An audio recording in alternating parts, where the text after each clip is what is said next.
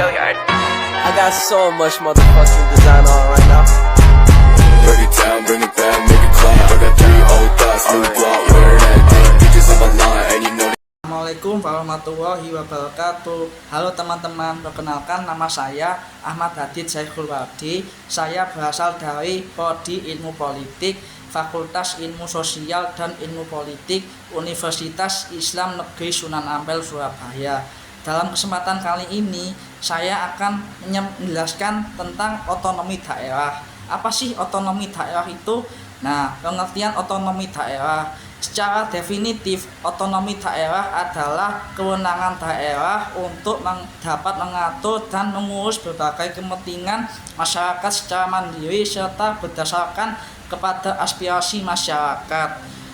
Nah, di sisi lain, menurut UU nomor 23 tahun 2014 tentang pemerintahan daerah, otonomi daerah adalah hak, kewenangan, dan kewajiban daerah untuk mengatur dan mengurus pemerintahan dalam taraf kepentingan masyarakat.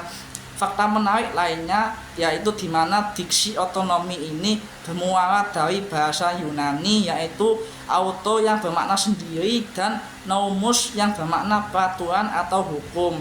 Dalam konteks ini dapat diambil 2 substansi penting dalam otonomi daerah. Yang pertama yaitu otonomi yang implementasikan terhadap hak ataupun wewenang bagi daerah untuk melakukan manajerial terhadap kebijakan daerah. Yang kedua, pemerintahan daerah sebagai perpanjangan tangan pusat untuk mengatur daerahnya. Nah, filosofi dasar dalam otonomi daerah mengutip dari buku Kebijakan Publik yang terbit pada tahun 2014, ada hal-hal yang sifatnya filosofis dari otonomi daerah, yakni eksistensi pemerintah daerah untuk menciptakan kesejahteraan masyarakat yang demokratis. Kewenangan yang diserahkan kepada daerah harus menciptakan demokratisasi kebijakan. Pelayanan publik menciptakan kesejahteraan masyarakat, pelayanan publik yang bersifat fundamental. Jenis otonomi daerah. Otonomi daerah ini dikategorikan menjadi beberapa jenis. Hal ini dituturkan oleh S.H. Sarun Dajang dalam bukunya yang berjudul Arus Balik Kekuasaan Pusat ke Daerah, yaitu yang pertama, otonomi organik.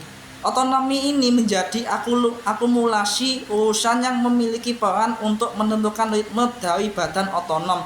Yang kedua, otonomi formal, yaitu segala hal yang menyangkut persoalan otonom tidak memiliki limitasi secara positif. Yang ketiga, otonomi material, yaitu kewenangan daerah dilimitasi secara positif, terperinci, dan tegas untuk mengatur sebuah kebijakan. Yang keempat, otonomi real, yaitu pemerintah daerah memiliki legitimasi wewenang pangkal untuk kemudian dieksekusi secara gradual. Yang kelima, otonomi nyata, yaitu hak dan wewenang pemerintah daerah untuk mengurus rumah tangganya sendiri sesuai konstitusi. Tujuan dari otonomi daerah, dari penjelasan di atas dapat disimpulkan bahwa otonomi daerah adalah suatu hal yang sifatnya prinsipil dan substansif bagi negara Indonesia. Tapi kira-kira tujuannya apa ya? Menurut Syafrizal dalam perencanaan pembangunan daerah dalam era otonomi, ada 3 tujuan dari otonomi daerah itu sendiri. Yang pertama, political equality. Kolaborasi otonomi daerah sebagai suatu kebijakan serta turut dalam meningkatkan partisipasi politik di tingkatan daerah itu sendiri. Tentu hal ini sangat penting karena untuk menjawatakan demokrasi dalam pengelolaan negara. Yang kedua, local accountability. Dalam menjalankan otonomi daerah berarti ikut mengakselerasi dan mengeskalasi tanggung jawab pemerintah daerah dalam mencapai sistem yang aspiratif oleh masyarakat daerah.